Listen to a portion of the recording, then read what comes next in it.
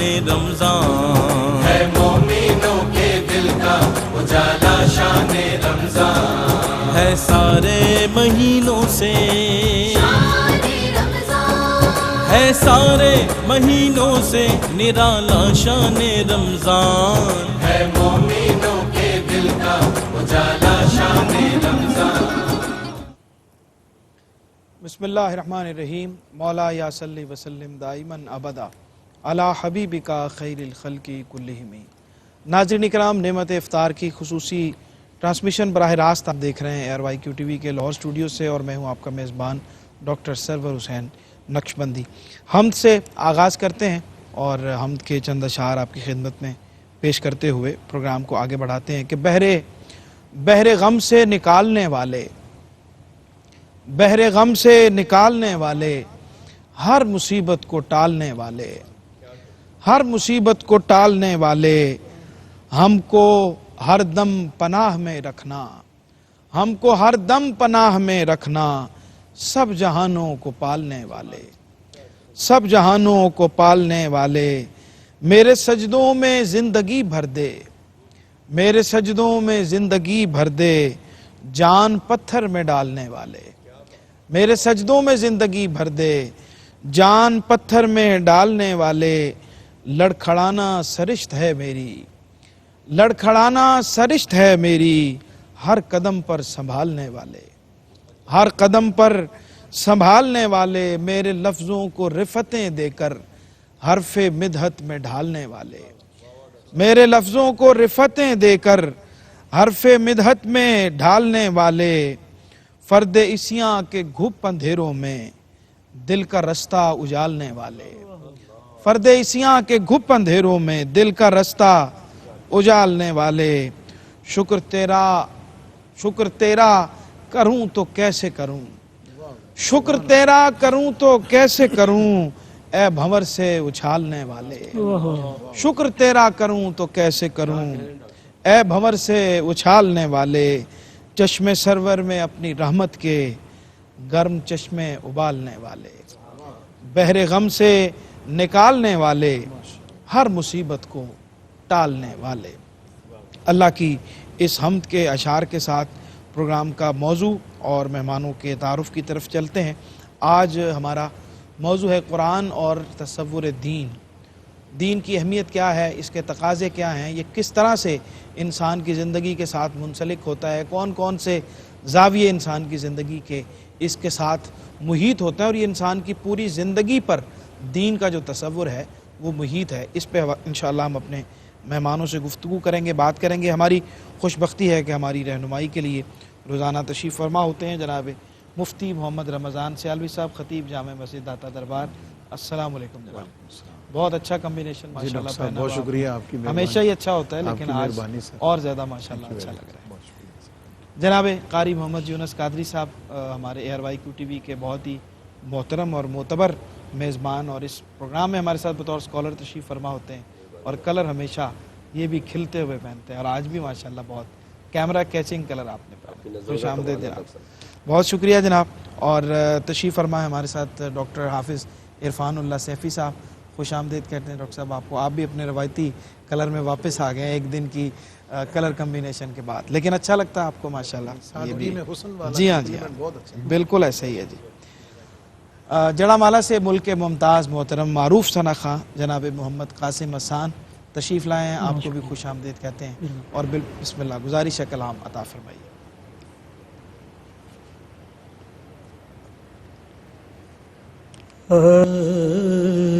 عشقوں کی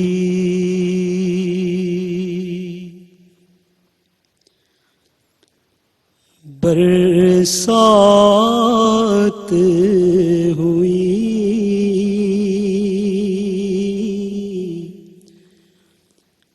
جب یاد مدینہ آیا ہے، میرے نبی کے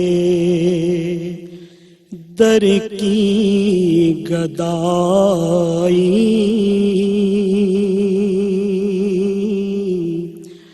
سب سے بڑا سرمایہ ہے میرے نبی کے در کی گدائی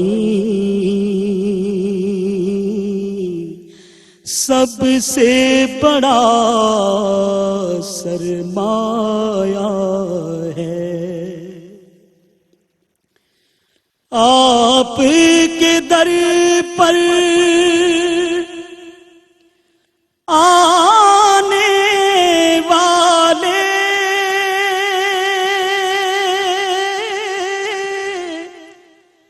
جو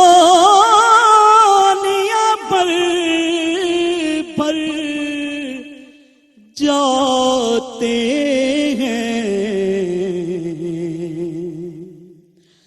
جولیاں بھر بھر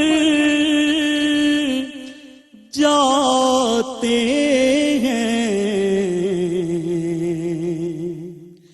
تو نے کبھی نہ دیکھایا کا تو نے کبھی نہ دیکھا آقا اپنا ہے یا پرایا ہے تو نے کبھی نہ دیکھا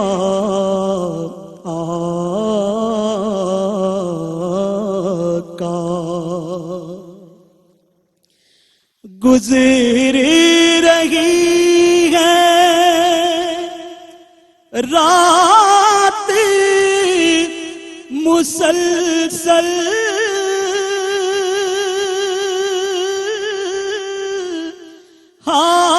حاسد محفل آپ بھی جا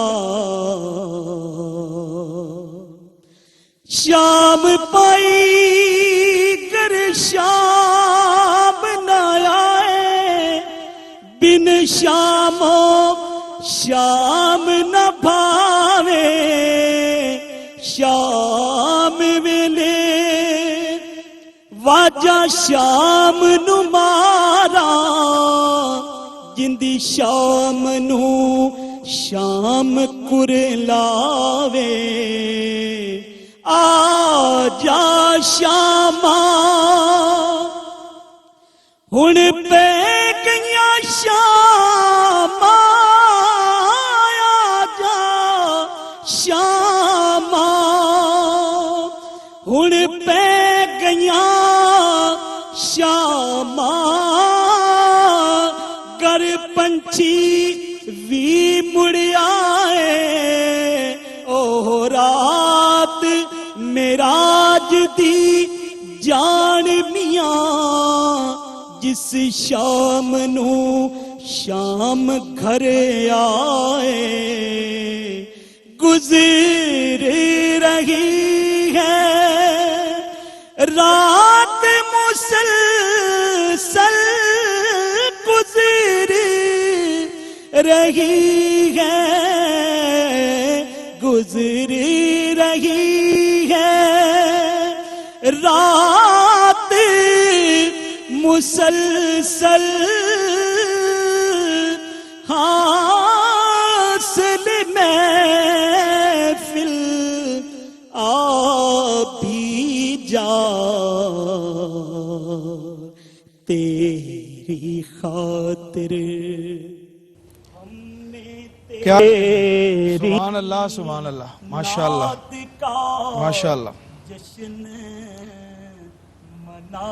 ماشاءاللہ.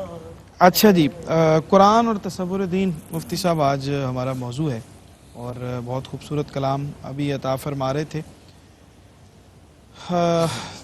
لفظ دین کا جو معنی ہے، اس کا حقیقی مفہوم ہے اور اس کا جو موضوعاتی اس کا پھیلاؤ ہے، اس حوالے سے کچھ ارشاد فرمائیں. بسم اللہ الرحمن الرحیم. ڈاکٹر صاحب، جیسے روز کے موضوعات میں آج کا بھی موضوع بندے کی کامیابی کی ضمانت دنیا کی زندگی میں، اس کے زندگی کے لائے عمل اور عقائد کی دنیا میں اسلام ہے۔ ٹھیک، پہلے تو یہ سمجھنا چاہیے کہ اسلام سے مراد کیا ہے۔ قرآن مجید میں اللہ نے فرمایا ان الدین عند اللہ الاسلام۔ ٹھیک، اس کا مفہوم یہ ہے کہ آدم علیہ السلام سے لے کے نبی علیہ السلام تک جتنے بھی الہامی ظاہر مذاہب ہیں وہ سب اسلام ہے۔ ٹھیک، یہودیوں نے اپنے لیے یہودیت کا نام خود گھڑا، عیسائیوں نے عیسائیت کا نام اپنے لیے خود گھڑا۔ ٹھیک، ابتدائے آفرینش آدم علیہ السلام سے لے کر نبی علیہ السلام تک جو دین انسان کی فلاح کے لیے اور دونوں جہانوں کی ضمانت کے لیے سند رہا وہ اسلام رہا۔ ٹھیک، اور اس کے لیے ایک اٹل حکم جو اللہ رب العزت کا ہے کہ وَمَن يَبْتَغِ غَيْرَ الْإِسْلَامِ دِينًا فَلَن يُقْبَلَ مِنْهُ، کہ اگر کوئی شخص اسلام کے علاوہ کسی اور راستے کو بطور دین اختیار کرتا ہے فَلَن يُقْبَلَ مِنْهُ، وہ اس کی طرف سے قابل قبول نہیں۔ ٹھیک، اسلام کا مطلب کیا ہے؟ اسلام کا مطلب گردن نہادن بطاعت، صحیح، فرما برداری کی نیت سے گردن کو جھکا دینا۔ کیا بات، صحیح، اور کس کے سامنے جھکانا؟ صرف ایک ذات اللہ اکبر، جو خالق ہے، جو رازق ہے، جو مالک ہے، جس کے سامنے ہی انسان جو اشرف المخلوقات ہے اس کو جھکنا زیب دیتا ہے۔ صحیح، پھر آگے چلیے، نبی علیہ السلام کی برکت سے اور حضور علیہ السلام چونکہ آخری پیغمبر ہیں، اللہ تعالیٰ نے یہاں تک فرمایا کہ هو سماکم المسلمین من قبل وفی ھذا، کہ اللہ نے تمہارا نام مسلم رکھا ہے اسلام کی وجہ سے، اور یا ایھا الذین آمنوا کو سامنے رکھیں تو اللہ نے تمہارا نام مومن رکھا ہے۔ صحیح، بندے کی جو پہچان ہے دنیا میں اس کے مذہب کی بنیاد پر وہ صرف دو لفظوں سے ہے، وہ ہے کہ ایک مسلمان یا پھر مومن۔ انسان کو عقیدے کے لحاظ سے قرآن مجید صرف یہ دو ٹائٹل دیتا ہے۔ صحیح، یہ ایک الگ سوال ہے، اس پر ہم آگے چل کے بات کر سکتے ہیں ٹھیک، کہ جب پہچان مومن یا مسلم ہونا ہے جی، تو پھر ہم اپنے آپ کو اہل سنت کیوں کہلاتے ہیں؟ صحیح، کئیوں نے اپنے آپ کے لیے اہل تشیع کا لفظ کیوں چن لیا ہے، کئیوں نے اہل حدیث کا کیوں چن لیا ہے، وغیرہ ذالک۔ ٹھیک، یہ ایک الگ کوسچن ہے کہ اس کی ضرورت کیوں پیش آئی ہے، بالکل یا یہ اس سے کتنا ریلیونٹ ہے یا اس سے الگ ہے۔ لیکن اتنی بات طے شدہ ہے کہ بطور مذہب، بطور دین، اور یہ بھی سمجھنے والی بات ہے کہ مذہب، دین، مسلک، مشرب، جسے اسکول آف تھاٹ کہتے ہیں، جی، یہ ساری چیزیں انڈرسٹینڈنگ والی ہیں، سمجھنے والی ہیں۔ لیکن جب آپ دین کی بات کرتے ہیں، جب آپ مذہب کی بات کرتے ہیں تو ان دونوں سے مراد اسلام اور بنیادی عقیدہ ہی لیا جاتا ہے۔ بالکل ٹھیک ہے۔ ان الدین عند اللہ الاسلام، اس کے تناظر میں اگر دیکھیں تو اس کا معنی اور مفہوم کچھ مفتی صاحب قبلہ نے بھی اس پر روشنی ڈالی، تو اس کے تناظر میں ہم کس طرح سے دین کو، اسلام کی جو تشریحات ہیں اس کو سمجھ سکتے ہیں؟ جی، بسم اللہ الرحمن الرحیم، بہت شکریہ جی۔ اللہ تبارک و تعالیٰ کے نزدیک پسندیدہ دین اسلام ہے، اور صرف ایسا نہیں ہے کہ اللہ تبارک و تعالیٰ نے صرف اپنی پسندیدگی کا اعلان فرما کے حکم دیا ہو کہ میرے ماننے والوں مجھے یہ دین پسند ہے اور تم اس کی اتباع کرو، بلکہ ہمیں دکھائی دیتا ہے کہ اللہ تعالیٰ نے مکمل اہتمام فرمایا ہے انسان کو اس دین کے اختیار کرنے پر آمادہ کرنے کے لیے، اور وہ اہتمام عالم ارواح سے شروع ہو جاتا ہے۔ ٹھیک، روحوں کو پیدا کیا تو اللہ تبارک و تعالیٰ نے الست بربکم کا اعلان فرمایا، سب نے عرض کیا قالوا بلا، ہم تیرے رب ہونے کا اقرار کرتے ہیں۔ تو گویا وہاں سے اللہ تبارک و تعالیٰ کے رب ہونے کا اقرار، اور اللہ جو لاہ عمل عطا فرمائے، اللہ کریم جو نظریہ ماننے کے لیے اور عمل کرنے کے لیے عطا فرمائے گا وہی قبول کیا جائے۔ تو یہ اہتمام عالم ارواح کا۔ اچھا، پھر انسان کو اس کی روح کو گوشت پوشت عطا فرما کے اللہ نے اس دنیا میں بھیجا، اور پھر بھی یہ نہیں ہے کہ بس وہ عالم ارواح والا سلسلہ ختم ہو گیا، نہیں، بلکہ فرمایا فطرت اللہ التی فطر الناس علیہ، اللہ تبارک و تعالیٰ نے فطرت سلیمہ جو فطرت اسلام ہے وہ انسان کو عطا فرما کے اس دنیا میں بھیجا۔ یہ دوسرا اہتمام تھا جو انسان کو اسلام کی طرف مائل کرنے کے لیے اور اسلام پر کاربند رہنے کے لیے ارشاد فرمایا۔ نبی رحمت صلی اللہ علیہ وسلم نے ارشاد فرمایا کل مولود یولد علی الفطرہ فَأَبَوَاهُ يُحَوِّدَانِهِ وَيُمَجِّسَانِهِ وَيُنَصِّرَانِهِ او کما قال۔ حضور فرماتے ہیں کہ ہر بچہ جو پیدا ہوتا ہے وہ فطرت اسلام پر پیدا ہوتا ہے، اب آگے اس کے والدین ہیں، اس کا ماحول ہے، وہ اس کو یہودی بنا دے، اس کو مجوسی بنا دے، اس کو نصارہ بنا دے، جس طرف بھی لے جائے، تو گویا کہ فطرت کا جو تقاضا ہے وہ بھی دین اسلام ہے۔ ٹھیک، پھر اس کے بعد یہاں بھی اہتمام کا سلسلہ مکمل نہیں ہوا، بلکہ اللہ تبارک و تعالیٰ نے اس دنیا میں چونکہ شیطان موجود تھا تو اس کے مقابلے میں اللہ تعالیٰ نے انسان کو انبیاء کرام کا سلسلہ عطا فرمایا، اور انبیاء کرام نے حضرت آدم سے لے کر، جس طرح مفتی صاحب نے بیان فرمایا، حضرت آدم سے لے کر نبی کریم صلی اللہ علیہ وسلم تک سب نے اسلام کی تبلیغ فرمائی۔ وَوَصَّىٰ بِهَا ابراہیم بنیہ ویعقوب، حضرت ابراہیم نے اور یعقوب نے اپنے بیٹے کو یہی نصیحت کی تھی، یا بنیہ ان اللہ اصطفیٰ لکم الدین ولا تموتن الا وانتم مسلمون، یہ انتخاب اللہ کا ہے، اللہ نے دین کو پسند کیا ہے، تمہیں یہ انتخاب کرنے کا کوئی اختیار نہیں ہے، اور تمہیں اسلام ہی کی حالت میں اس دنیا سے رخصت ہونا ہے، اور یہی کامیابی کی دلیل ہے۔ بالکل ٹھیک۔ قرآن حکیم کی روشنی میں دین اسلام کی اہمیت کیا ہے، اس کی افادیت کیا ہے، اس کی ضرورت کیا ہے، اور اللہ کیوں چاہتا ہے کہ ہم اسلام پر کاربند رہیں، اس پر بات کرتے ہیں، لیکن ایک چھوٹے سے وقفے کے بعد۔ جی ناظرین، خوش آمدید کہتے ہیں آپ کو وقفے کے بعد۔ پروگرام دیکھ رہے ہیں آپ قرآن اور اسلام، اور آج ہمارا موضوع ہے تصور دین۔ اور بریک پہ جانے سے پہلے میں نے سوال قاری صاحب کی خدمت میں عرض کر دیا تھا، اور اب ان سے جواب کی گزارش ہے۔ بسم اللہ۔ بہت شکریہ، بہت مہربانی۔ ماشاء اللہ قبلہ مفتی صاحب نے اور ڈاکٹر صاحب نے ماشاء اللہ بہت زبردست گفتگو کی ہے دین کے حوالے سے۔ ڈاکٹر صاحب محترم، دین کی جو اہمیت کا اندازہ آپ اس سے لگائیں کہ انسانی زندگی کے اندر معاشرت، معیشت اور سیاست، جی، جتنے بھی پہلو ہیں سب کے اوپر دین کا غلبہ ہے، اور دین ہر شعبہ کے اندر انسان کو رہنمائی عطا فرماتا ہے۔ اور دین کی عظمت کا اندازہ آپ لگائیں کہ میں یہ آیت کریمہ رب کائنات نے قرآن پاک میں عطا فرمائی نا، کریم آقا علیہ الصلوۃ والسلام نے حجۃ الوداع کے موقع پر آپ نے یہ اعلان فرمایا، الیوم اکملت لکم دینکم واتممت علیکم نعمتی ورضیت لکم الاسلام دینا، کہ فرمایا آج دین مکمل ہو گیا ہے اور رب کی رضا رب کائنات نے عطا فرما دی ہے۔ تو یہ جو دین کی جو اہمیت ہے آپ اندازہ لگائیں کہ یہی آیت کریمہ جب یہودیوں کے سامنے پڑھی گئی تو یہودی کہنے لگے یہ دین کی تکمیل والی آیت اگر ہمیں مل جاتی تو ہم اس دن عید مناتے، اللہ اکبر، جشن مناتے۔ تو سیدنا عمر فاروق رضی اللہ عنہ فرمایا کہ تم ایک دن عید کی بات کرتے ہو، اس دن ہماری دو عیدیں تھیں، ایک جمعۃ المبارک تھا اور ایک یوم عرفہ تھا۔ تو دین کی اہمیت آپ اندازہ کریں، کریم آقا علیہ الصلوۃ والسلام نے دین جو ہے قرآن پاک میں ایک اور مقام پہ فرمایا، لا اکراہ فی الدین، فرمایا دین میں سختی نہیں۔ دین جو ہے انسان کے اعمال اور عقائد کی جو اصلاح ہے رب کائنات نے اپنے رسولوں کے ذریعے عطا فرمائی ہے، اور ان عقائد اور کی اصلاح جو رب کائنات نے امر رسول کی پیغامات کے ذریعے عطا فرمائی ہے وہ اس لیے دی ہے کہ بندہ اپنی دنیا کو بھی بہتر کر لے اور آخرت کو بھی بہتر کر لے۔ صحیح۔ دین یعنی دنیا اور آخرت دونوں کے جامع کا نام دین ہے۔ اب دین جو ہے لا اکراہ فی الدین، دین میں سختی نہیں ہے، دین عین فطرت ہے، انسان کی طبیعت کے مطابق، یعنی دین کے اندر اتنی سختی نہیں ہے، اگر جو آپ کی طبیعت ہے نا، جو منشا ہے، جو فطرت ہے، اس کے مطابق رب کائنات نے دین کو ڈال دیا۔ اب یہ بھی نہیں ہے کہ ان حدود و قیود کو بالکل ترقی کر دیا کہ اپنی مرضی سے جو مرضی کرو، یعنی دین نے جو حدود و قیود بیان فرمائی ہے ان کے اندر رہ کر دین عین فطرت ہے۔ اب دیکھیں ایک بندہ نماز پڑھ رہا کھڑے ہو کے، وہ نہیں پڑھ سکتا، تو دین کے اندر نرمی کتنی ہے، فرمایا بھی بیٹھ کے پڑھ لو۔ ایک بندہ بیٹھ کے نہیں پڑھ سکتا تو کہا جی لیٹ کے پڑھ لو، جی میں لیٹ کے بھی نہیں پڑھ سکتا تو فرمایا اشارے سے پڑھ لو۔ صحیح۔ ایک ڈاکٹر صاحب آپ کی جیسے عرض کرنا چاہوں گا کہ دین کے اندر عین فطرت ہے، دین کے اندر ہر بندے کا حق اس کو پہنچایا جاتا ہے۔ حضرت سلمان فارسی رضی اللہ تعالیٰ عنہ حضرت ابو درداء کے گھر تشریف لے گئے، سرکاری دوار میں ان کی مواخات آپس میں کی تھی، تو دیکھا کہ ان کی اہلیہ جو ناب عجیب سے کپڑے پہنے ہیں اور کوئی بناؤ سنگار نہیں ہے اور کوئی اہتمام نہیں ہے، تو پوچھا بھی آپ کا یہ حال کیسے؟ کہا جی آپ کا جو بھائی ہے اسے تو کوئی رغبت ہی نہیں ہے، نہ کھانے سے رغبت ہے نہ مجھ میں رغبت ہے۔ تو آپ نے فرمایا اچھا وہ آپ سمجھ گئے، آپ نے فرمایا اسے آنے دو۔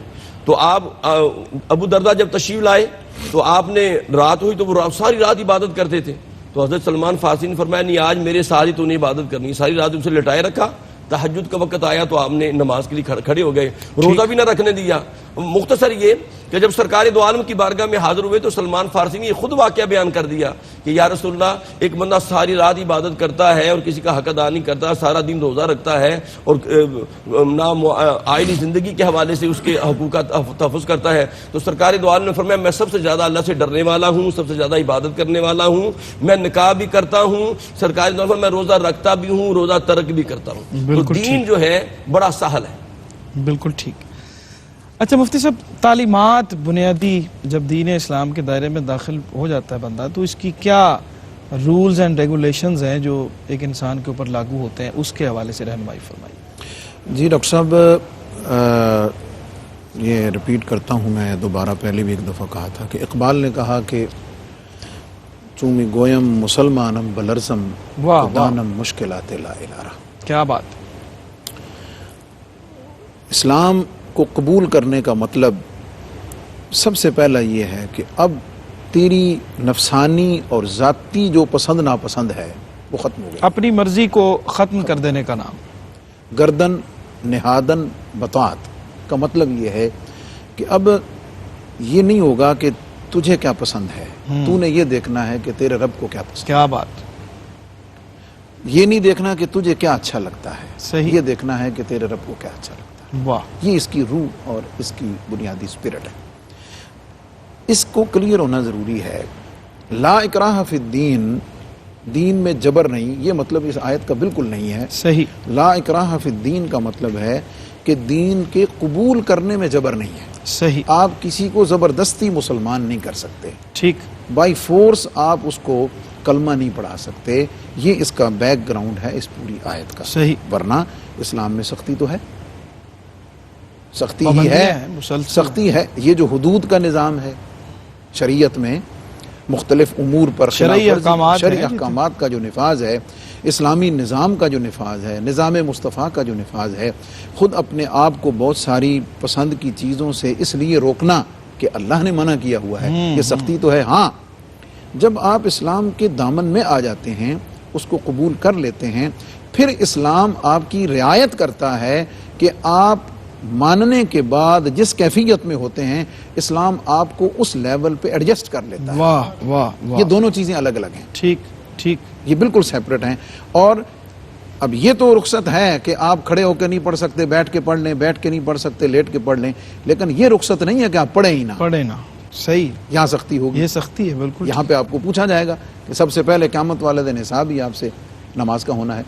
تو تعلیمات کے جب ہم آئینے میں دیکھتے ہیں تو اسلام، دیکھیں دو چیزیں ہیں۔ ادائیگی میں آسانی ہے، لیکن فرائض کو ادائیگی میں آسانی اور چیز ہے، ٹھیک، لیکن جواب دہی اور اس پر عمل نہ کرنے کی صورت میں یا وائلیٹ کرنے پر اس کی اجازت جواب دہی نہیں، جو ہے اس وہ کی ایک الگ سختی ہے۔ چیز اس کے لیے اسلام کا حدود و نفاذ کا جو پورا نظام ہے، وہ پورا اسلام کا حسن ہی اسی پر ہے، ورنہ تو پھر انسان جو مرضی کرتا پھر۔ یہی تو فرق ہے جو اسلام کو باقی مذاہب سے انسان کو جدا کرتا ہے، کہ باقی مذاہب جب یہ دیکھتے ہیں کہ لوگوں کی کثرت کسی چیز میں انوالو ہو گئی ہے، کسی بھی کام میں، بہت زیادہ لوگوں نے، ان کی سوسائٹی کے لوگوں نے شراب پینا شروع کر دیا ہے، انہوں نے پرمٹ دے کے اس کو لیگل کر دیا ہے، اس کو تحفظ دے دیا ہے۔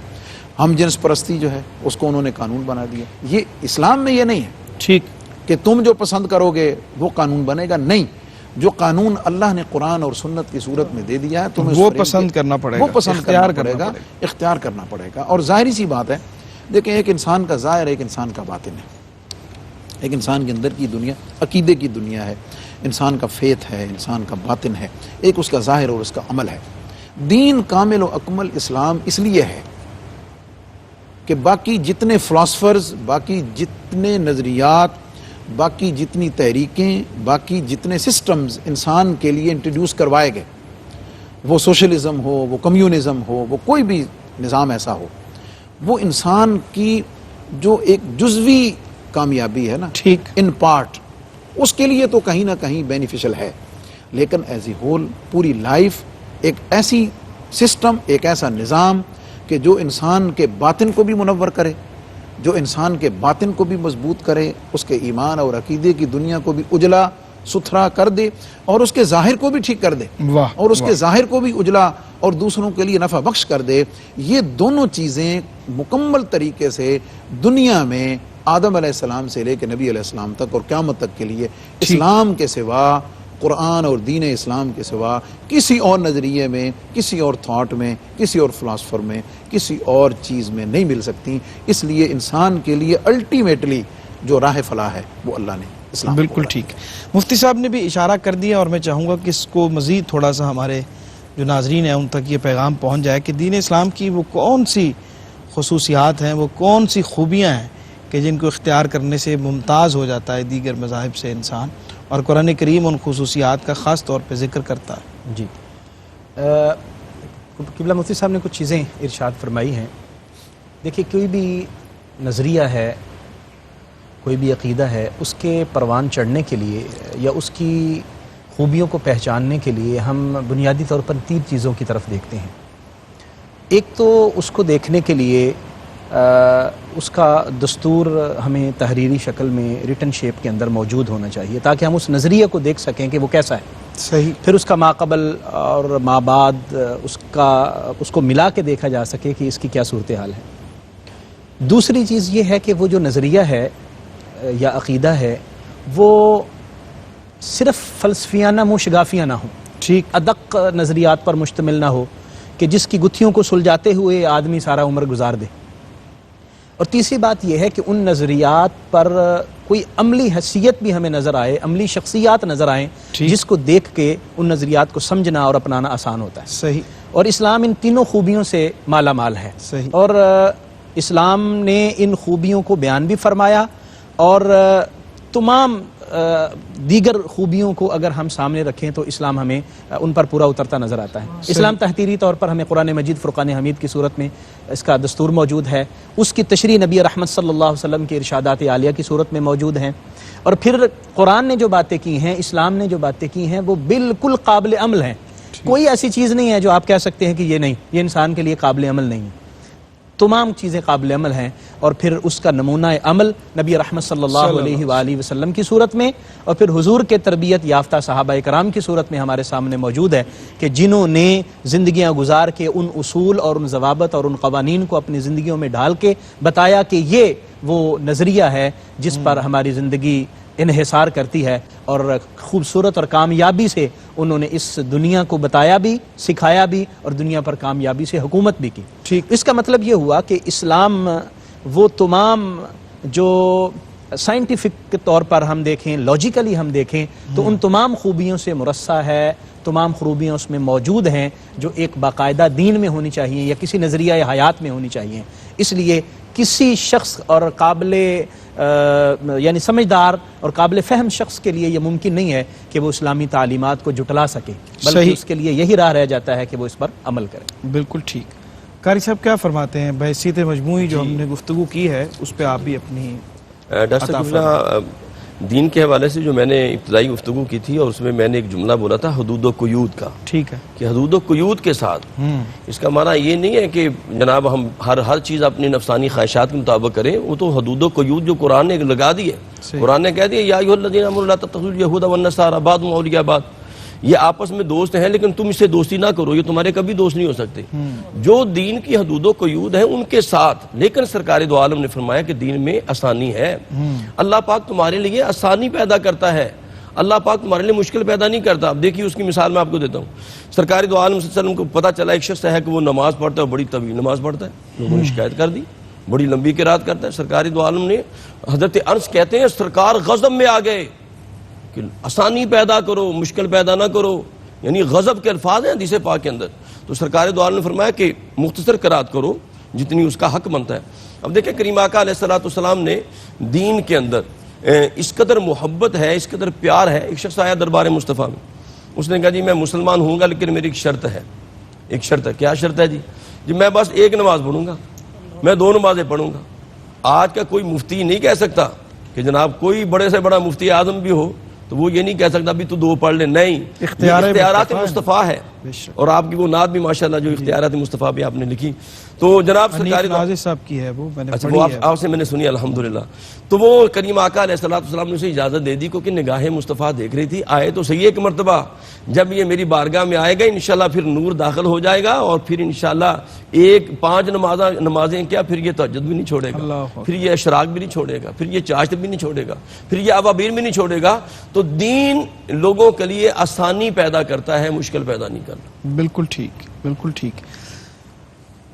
مفتی صاحب قبلہ بہت اہم سوال ہے، اور میں چاہتا ہوں کہ یہ وقفے سے واپس آ کے آپ سے لیں کہ اسلام اور جو مسلمانی، سوال آپ نے ان سے کیا تھا بھی اس کا جواب بھی بات جی ہاں جی ہاں، وہ بھی ہم لیتے ہیں، اور اس کے تقاضے کیا ہیں، یہ تو ہم نے ضرورتوں پہ بات کی، اہمیت پہ بات کی، اور اس کے، لیکن جب دائرہ اسلام میں اور دین اسلام میں داخل ہو جاتا ہے تو پھر ایک مسلمان کے ذمے جو تقاضے ہیں، جو ذمہ داریاں ہیں، وہ کیا کیا ہیں، اور یہ بھی کہیں ہم پوچھنے کی کوشش کرتے ہیں کہ اس کو میئر کرنے کا طریقہ کیا ہے، کہ ہم دین کے اوپر کتنا کاربند ہے، ہماری اپنی شخصیت کو اگر ہم جاننا چاہیں کہ how much we are following the Islam, تو اس کو لیکن جاننے کا طریقہ کیا ہے، مفتی صاحب سے پوچھتے ہیں ایک چھوٹے سے وقفے کے بعد۔ جی ناظرین، خوش آمدید کہتے ہیں آپ کو وقفے کے بعد۔ پروگرام دیکھ رہے ہیں آپ قرآن اور اسلام اور تصور دین پہ ہم بات کر رہے ہیں۔ بریک پہ جانے سے پہلے میں نے بہت اہم 2 سوال چھوڑ دیے تھے مفتی صاحب کے لیے، اور چاہیں گے کہ ہم سوال کا وقت بھی بچائیں اور اس پہ رہنمائی لیں آپ سے۔ سب سے پہلے تو جو سوال کیا تھا تعلیمات کا، جی، تو قرآن مجید، فرقان حمید اور نبی علیہ السلام کی احادیث میں جو اوامر اور نواہی کا پورا نظام ہے، اوامر امر کی جمع ہے کہ کن کن چیزوں کو کرنے کا حکم ہے، اسلام کی شریعت کی ڈیمانڈ کیا ہے، اور کن کن چیزوں سے روکا گیا ہے، یہ اوامر اور نواہی جو ہیں، یہ پورا سسٹم جو قرآن مجید میں آیات ربانی میں اور نبی علیہ السلام کی حدیث میں موجود ہے، وہ پوری کی پوری اس تعلیمات کو سمجھانے کے لیے اور اس کو کلیئر کرنے کے لیے کافی ہے۔ البتہ اس میں پھر کیٹاگرائزیشن ہے۔ کیٹاگرائزیشن کیا ہے؟ اس میں فرض ہے، واجب ہے، سنت ہے، مستحب ہے، نفل ہے۔ اسی طرح دوسری طرف جو نواہی ہیں اس میں حرام ہے، مکروہ تحریمی ہے، مکروہ تنزیہی ہے، یہ ساری چیزیں موجود ہیں اس کے اندر۔ اور جو یسر کا پہلو ہے، یہ بات یاد رہے، یسر کا پہلو اس کے اندر گھومے گا، یہ یاد رہے، یسر کا پہلو اس سے آؤٹ نہیں ہوگا۔ اور یسر کا پہلو نواہی میں نہیں ہے، اوامر میں ہے کہ چل تو ایسے نہیں کر سکتا تو چلو ایسے کر لے، ایسے نہیں کر سکتا تو ایسے کر لے۔ لیکن جو اصحاب معرفت ہیں ان کا طریق ہمیشہ رخصت کا نہیں رہا، ان کا طریق ہمیشہ عزیمت کا رہا ہے۔ وہ رخصت پہ عمل نہیں کرتے ہیں، وہ آسانی کے لیے اپنی جگہ ضرور ہے۔ مؤلفت قلوب، اللہ نے حکم دیا، اللہ کے محبوب نے حکم دیا، لیکن ایک وقت پہ عمر فاروق نے فرمایا کہ اسلام اب اپنے زور سے بڑھے گا، اب ہم کسی کو پیسے دے کے اسلام کی طرف نہیں لا سکتے۔ تو یہ وقت اور حالات کے تقاضے اور انسان کی کیفیت کی طرف۔ دوسرا سوال جو آپ نے فرمایا ہے، دیکھیں ایک بزرگ سے صاحب نظر سے کسی نے پوچھا کہ حضور میں اگر دیکھنا چاہوں کہ میں اسلام پر کتنا عمل کرتا ہوں تو مجھے کیسے پتہ چلے؟ صحیح، بڑی سادی سی ایک انالائز کرنا ہے نا، خود کو چیک کرنا ہے کہ ہم اسلام میں کس جگہ پہ سٹینڈ کرتے ہیں۔ انہوں نے فرمایا بیٹا کوئی مشکل بات نہیں ہے، صبح سے لے کے رات تک ایک دن کے لیے جو تمہاری روٹین ہے اس کے کاموں کو لسٹ کر لو۔ کیا بات کہ کیا کیا کیا تو نے، صحیح، صبح اٹھنے سے لے کے رات بستر میں جانے تک کیا کیا کیا ہے، اور کسی مستند عالم محبت والے سے اس کے اوپر ٹک مار کروا لے کہ ان میں سے کون سا کام تو نے اپنے لیے کیا ہے، کون سا کام رب کے لیے کیا ہے، کون سا کام تو نے اللہ اور اس کے رسول کے حکم کے مطابق کیا ہے، اور کون سا تو نے اس کے ہٹ کے کیا ہے۔ تجھے اس شیٹ پہ ہی تیرا رزلٹ ڈیلی کا تجھے مل جائے گا، کسی اور سے پوچھنے کی ضرورت نہیں۔ اور نبی علیہ السلام کی حدیث پاک اس طرف ہماری رہنمائی کرتی ہے۔ آپ سے عرض کی یا رسول اللہ صلی اللہ علیہ وسلم گناہ کیا ہے؟ اب دیکھیں نا، گناہ تو اللہ کی نافرمانی کا نام ہے، اطاعت میں سستی کا نام ہے، جو قرآن و سنت میں لسٹڈ ہیں، کلیئر ہیں، واضح ہے، کبائر صغائر میں موجود ہیں۔ لیکن حضور علیہ السلام نے یہاں پر ایک بڑا منفرد سا پیرامیٹر دیا۔ کیا بات ہے؟ وہ کیا ہے؟ حضور علیہ السلام نے فرمایا استفتی قلبک، میں کسی سے پوچھنے کی ضرورت نہیں، اپنے دل سے پوچھ لے، ما حاک فی صدری کا، جو تیرے دل میں کھٹکے وکرہتا ان یطلع علیہ الناس، اور تجھے ڈر لگے کہ یار لوگوں کو پتہ نہ چلے، بس سمجھ جا کہ یہ کہیں نہ کہیں۔ واہ، کیا بات ہے جناب مفتی صاحب، آپ بھی پیغام کی صورت اس ساری گفتگو کو کنکلوڈ کرتے ہوئے کیا فرماتے ہیں؟ نبی کریم صلی اللہ علیہ وآلہ وسلم ایک مرتبہ صحابہ کرام کے جلوہ میں تشریف فرما تھے، اور آپ دین کے حوالے سے تعلیمات ارشاد فرما رہے تھے، تو حضور نے فرمایا الدین النصیحہ، دین خیر خواہی کا نام ہے۔ تو اب یہ نصیحت کا مفہوم کچھ اور بھی ہے، تو صحابہ کرام نے اس مفہوم کی تشریح چاہی۔ صحابی عرض کرتے ہیں قلنا یا رسول اللہ لمن، یہ کس کے لیے یہ نصیحت خیر خواہی جو آپ فرما رہے ہیں دین، یہ کس کے لیے ہے؟ نبی رحمت صلی اللہ علیہ وسلم نے فرمایا للہ ولی کتابہ ولی رسولہ ولی عامۃ المسلمین وائمتہم او کما قال۔ حضور علیہ الصلوۃ والسلام نے فرمایا دین خیر خواہی ہے اللہ کے ساتھ، اللہ کی کتاب کے ساتھ، اللہ کے رسول کے ساتھ، اور جو مسلمانوں کے حکمران ہیں، امام ہیں، ان کے ساتھ، اور عوام کے ساتھ۔ اب گویا کہ یہ اس مختصر حدیث مبارکہ میں نبی رحمت صلی اللہ علیہ وسلم نے پورے کا پورا لائحہ عمل عطا فرما دیا، جس کا تعلق ہمارے عقائد کے ساتھ بھی ہے، جس کا تعلق ہمارے اعمال کے ساتھ بھی ہے، معاملات کے ساتھ، ساری چیزیں اس میں آ گئی۔ یعنی جب اللہ کا ارشاد فرمایا تو اس کا مطلب ہے کہ توحید اور اس کے متعلقہ عقیدے، نبی رحمت صلی اللہ علیہ وسلم کا ارشاد فرمایا تو نبوت اور رسالت سے متعلقہ جو عقیدہ ہے، اسی طرح کتابوں پر عقیدہ، اور پھر جو دیگر حقوق ہیں جن کا تعلق حقوق العباد کے ساتھ ہے، وہ ساری چیزیں۔ تو مطلب یہ ہے کہ دین ہمیں یہ سکھاتا ہے کہ ہم اپنی ذات سے لے کر تمام جتنے بھی لوگ ہیں ان کے ساتھ خیر خواہی کا سوچیں، ٹھیک، اور اس میں دیکھتے رہیں کہ کون سی چیز میرے لیے فائدہ مند ہے دنیا اور آخرت میں، اور کون سی چیز ہے جو لوگوں کے لیے فائدہ مند ہے۔ یہ خلاصہ ہے دین کا اور دینی تعلیمات کا، اس پر ہم عمل کر کے اور اس کو اپنے ذہن میں رکھ کے خوبصورت زندگی بسر کر سکتے ہیں۔ بالکل ٹھیک۔ قاری صاحب کیا جناب پیغام اور ساری گفتگو کا حاصل کیا ہے؟ جی محترم ڈاکٹر صاحب، میں تو سارے حاصل گفتگو کا یہی ہے کہ دین کے بہت سے معانی ہیں، طاعت بھی ہے، فرمانبرداری بھی ہے، جزا و سزا بھی ہے، اس کا معنی ملت بھی ہے، لیکن میں سمجھتا ہوں دین ہے کیا؟ دین سارے کا سارا عشق مصطفیٰ کا نام ہے، سبحان اللہ، محبت رسول کا نام ہے۔ دیکھیے نا، سرکار دو عالم نے اپنی اہلیہ سے پوچھا میرے لوٹے کون بھرتا ہے؟ تو عرض کی یا رسول اللہ، تہجد کے لیے لوٹے بھرنا، کریم آقا علیہ الصلوۃ والسلام کے لیے وضو کا اہتمام کروانا، تو عرض کی یا رسول اللہ عبداللہ بن عباس بھرتا ہے۔ سرکار دو عالم نے بلایا، محبت مصطفیٰ سرکار دو عالم نے سینے سے لگایا، اللہ کی بارگاہ میں دعا کی مالک سے دین کی فقہ عطا فرما دے۔ یعنی محبت رسول ہے تو دین ہے، اگر محبت رسول نہیں ہے تو کچھ بھی نہیں ہے۔ کیا بات، محبت رسول دین ہے۔ فَاتَّبِعُونِی یُحْبِبْکُمُ اللَّہ، پھر یحببکم اللہ کتنا بڑا مقام ہے۔ دیکھیں بندہ محنت کرتا ہے اپنے لیے، اپنے بچوں کے لیے، بیوی کے لیے، اہل خانہ کے لیے، تو جناب یہ کام بھی دین ہے، یہ بھی عین دین ہے۔ ٹھیک، فرمایا کہ تم اپنی بیوی کو کھلا رہے ہو، یہ بھی صدقہ ہے۔ تو یعنی یہ، اور پھر میں حبیب کی بات کی، دیکھیے یحببکم اللہ، ہر بندہ یہ چاہتا ہے میں اللہ سے محبت کروں۔ رب کائنات فرماتے ہیں میرے محبوب کی اتباع کرو، میں تم سے محبت کروں گا۔ سبحان اللہ۔ ایک بندہ جناب تجارت کما رہا ہے، قسم حلال کما رہا ہے، رب کائنات نے کیا فرمایا؟ فرمایا اس کا درجہ کیا میرے مصطفیٰ کے لبوں سے نکلا؟ فرمایا القاسب حبیب اللہ، واہ، حالانکہ وہ اپنے لیے کما رہا ہے لیکن یہ دین ہے۔ تو دین جو ہے وہ عشق مصطفیٰ کا نام ہے۔ اگر محبت رسول ہے تو سمجھو ایمان اور دین تمہارے اندر داخل ہو۔ بالکل ٹھیک۔ مفتی صاحب پیغام عطا فرما دیں۔ جی، ایک وقت تھا جب ہمارے صوفیاء، علماء، اہل اللہ آئیڈیل تھے اور ان کو دیکھ کر لوگ اسلام کی طرف آتے تھے، صحیح، ان کی وجہ سے لوگ اسلام قبول کرتے تھے۔ انفارچونیٹلی ہم ایک ایسے دور میں گزر رہے ہیں کہ آج اسلام اپنے نور اور اپنی قوت سے ہی بڑھ رہا ہے اور اپنی حقانیت کی بنیاد پر ہی موجود اور پھیل رہا ہے۔ اللہ ماشاء اللہ من حیث الامہ ہم اسلام کی طرف بلانے والوں میں نہیں ہیں۔ اس کی وجہ یہ ہے کہ آج رہ گئی رسم اذاں روح بلالی نہ رہی، فلسفہ رہ گیا، تنقید غزالی نہ رہی۔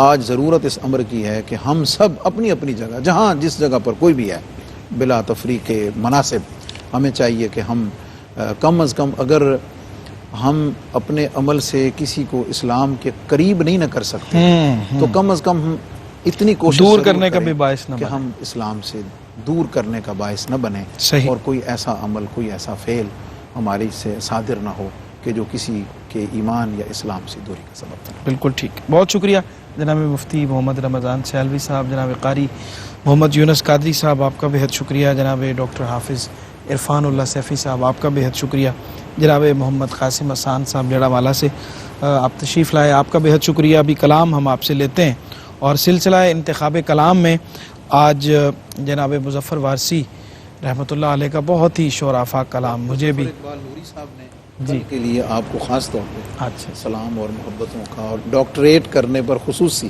मुबारकबाद। بہت شکریہ جی، بہت شکریہ. میں عرض کر رہا ہوں جی، یہ اشعار کے مفلس زندگی اب نہ سمجھے کوئی، مفلس زندگی اب نہ سمجھے کوئی، مجھ کو عشق نبی اس قدر مل گیا، جگمگائے نہ کیوں میرا عکس دروں، جگمگائے نہ کیوں میرا عکس دروں، ایک پتھر کو آئی نہ گھر مل گیا. جس کی رحمت سے تقدیر انسان کھلے، اس کی جانب ہی دروازہ جان کھلے، جان عمر رواں لے کے جاتی کہاں، خیر سے مجھ کو خیر البشر مل گیا. ذہن بے رنگ تھا، سانس بے روپ تھی، روح پر معصیت کی کڑی دھوپ تھی، اس کی چشم غنی رونق جاں بنی، چھاؤں جس کی گھنی وہ شجر مل گیا، چھاؤں جس کی گھنی وہ شجر مل گیا. اس کا دیوانہ ہوں، اس کا مجذوب ہوں، کیا یہ کم ہے کہ میں اس سے منسوب ہوں. اس کا دیوانہ ہوں، اس کا مجذوب ہوں، کیا یہ کم ہے کہ میں اس سے منسوب ہوں. سرحد حشر تک جاؤں گا بے دھڑک، مجھ کو اتنا تو زیادہ سفر مل گیا.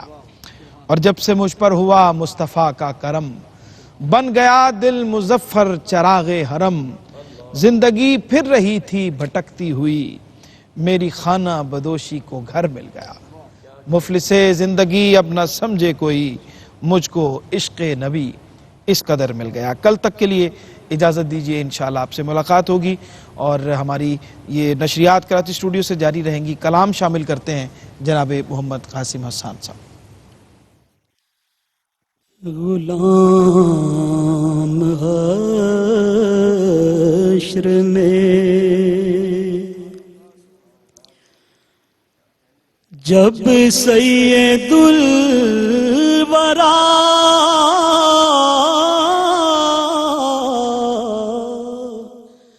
کے چلے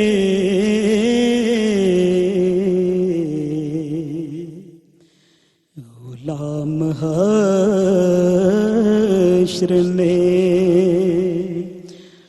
جب سید الورا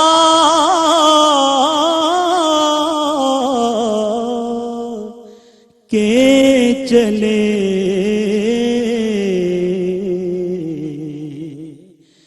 لیوائے حمد کے سائے میں سر اٹھا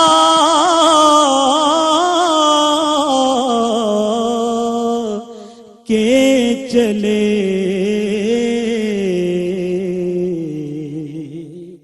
غلام حشر میں.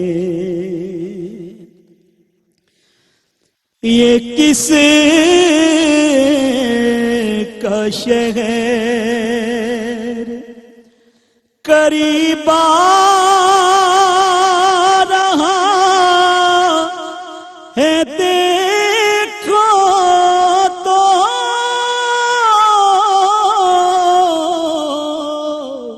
یہ کس کا شہر قریب آ رہا ہے، دیکھو تو درود پڑھتے ہوئے قافلے ہوا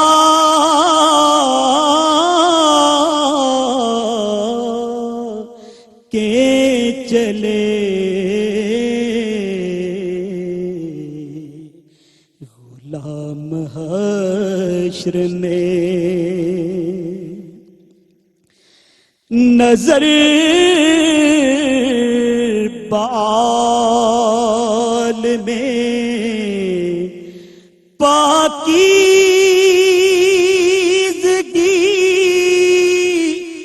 پڑے ان پر،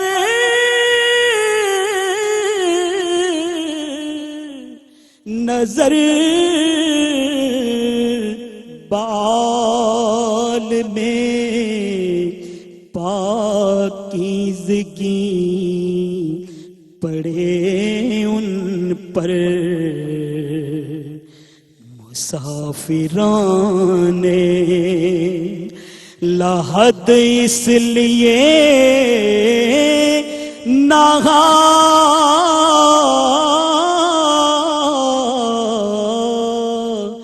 کے چلے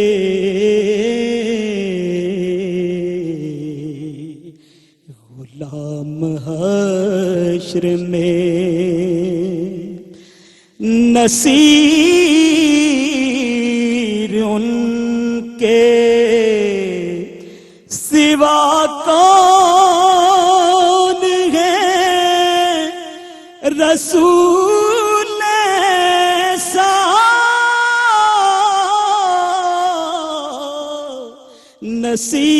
نصیر ان کے سوا کون ہے رسول ایسا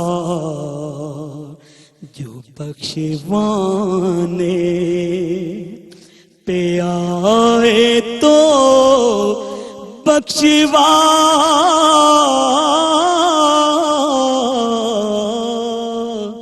کے چلے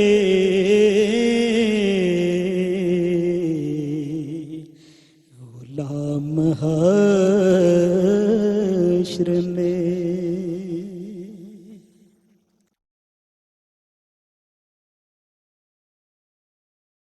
ہے سارے مہینوں سے